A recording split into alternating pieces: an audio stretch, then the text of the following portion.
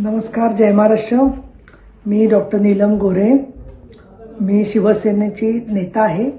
सन्माननीय मुख्य नेते आणि उपमुख्यमंत्री एकनाथ शिंदे यांच्या नेतृत्वाखाली पुणे शहरामध्ये आम्ही उमेदवार उभे केलेले आहेत. जवळजवळ सर्व ठिकाणी म्हणता येईल, परंतु अगदी अचूक आकडा सांगायचा तर 119 ठिकाणी शिवसेनेचे उमेदवार धनुष्यबाणावर उभे आहेत.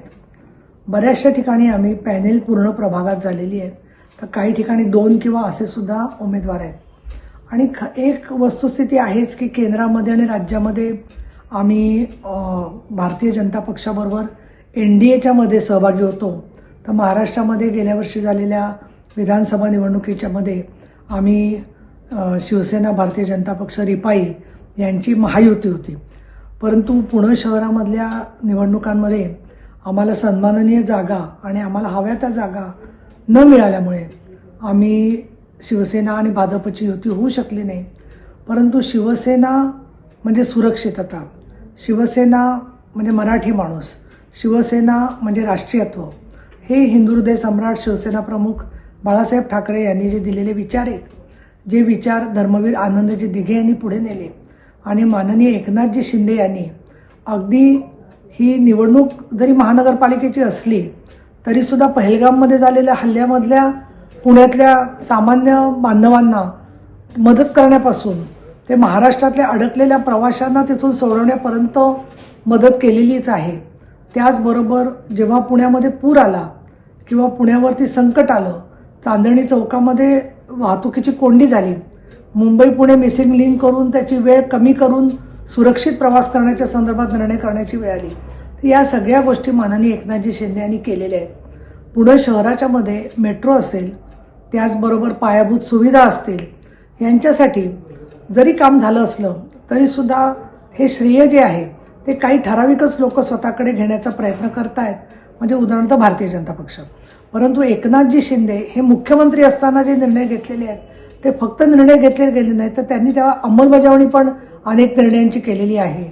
आणि त्या निर्णयांच्या मध्ये आपण पाहतोय की वेगवेगळ्या प्रकारच्या महामंडळांमधून केलेली मदत असेल, पुणे महानगरपालिकेच्या हॉस्पिटल्सना केलेली मदत असेल, पुणे महानगरपालिकेच्या संदर्भामध्ये एक ग्रोथ हब करण्याच्या संदर्भात शासनाचे निर्णय झालेले असतील, किंवा PMRDAच्या मार्फत देखील अयोग्य निर्णय झाले असेल तर ते बदलायचा विषय असेल, या सगळ्यामध्ये सिंहाचा वाटा एकनाथजी शिंदे यांचा राहिलेला आहे. माननीय एकनाथजी शिंदे अनेक वर्ष नगरविकास मंत्री म्हणून काम करत असताना पुणे शहरातला वाड्यांचा प्रश्न हा अनिर्णित होता. कारण वाड्यांमध्ये जे भाडेकरू अनेक वर्ष राहत आहेत त्यांना निष्कासित करून फक्त वाड्याच्या घरमालकांना नुकसान भरपाई देणं म्हणजे ते व्यवहार ठरत नव्हतं. आणि म्हणून घरमालकांना पण FSI आणि जे वर्षानुवर्ष तिथे राहत आहेत त्या भाडेकरूंना पण FSI देऊन त्यातून तोडगा काढण्याचं काम बऱ्याच वर्षापूर्वीपासून जे काही आमदार करत होते त्याला सकारात्मक प्रतिसाद देऊन वाड्यांचं विकास हा देखील विषय शिवसेनेने जिव्हाळ्याने हाती घेतलेला आहे. त्याखेरीज पुण्याची ड्रेनेज सिस्टीम ही खराब झालेली आहे, ती बदलणं आवश्यक आहे. पुणेकरांची सगळ्यात सकाळी उठलं की डोकेदुखी, म्हणजे प्रश्न पडतो पुणेकरांना आज किती वेळ ट्रॅफिकमध्ये जाणार. तर तो वेळ जो आहे तो कोंडीपासून, वाहतुकीच्या कोंडीपासून पुणेकरांना मुक्त करण्यासाठी एक एकात्मिक विकास आराखडा करायचा आणि त्यामधून RTO, पुणे पोलीस, पुण्यातल्या सिग्नलसारख्या सुविधा, ज्या ज्या ठिकाणी ब्लॅक स्पॉट्स आहेत अपघाताचे त्याच्यामध्ये बदल करायचा, परिवहनच्या बरोबर बैठक घ्यायची. या सगळ्याच्या संदर्भामध्ये आम्ही पूर्वी काम केले, पण अजून ते काम वेगाने करण्यासाठी आत्तापर्यंत आमच्याकडे एखादी सत्ता कधीच आली नव्हती. प्रत्येक वेळेला आम्ही होतो ते कमी संख्येने निवडून आलो होतो. आणि म्हणून जनता जनार्दनाला माझं साकडं घातलेलं आहे की पुणेकरांची मोठी बहीण म्हणून ही ओवाळणी तुम्ही माझ्याकडे द्या, आमच्या पदरामध्ये घाला. आणि लाडक्या बहिणींसाठी काम करणारी ही मोठी बहीण आहे आणि आमच्या पाठीमागे, पुणेकरांच्या पाठीमागे एकनाथजी शिंदे यांचा अतिशय कार्यक्षम आणि खंदा बंधू उभा आहे.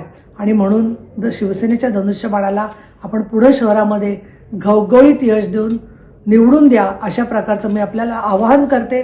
नमस्कार, जय महाराष्ट्र.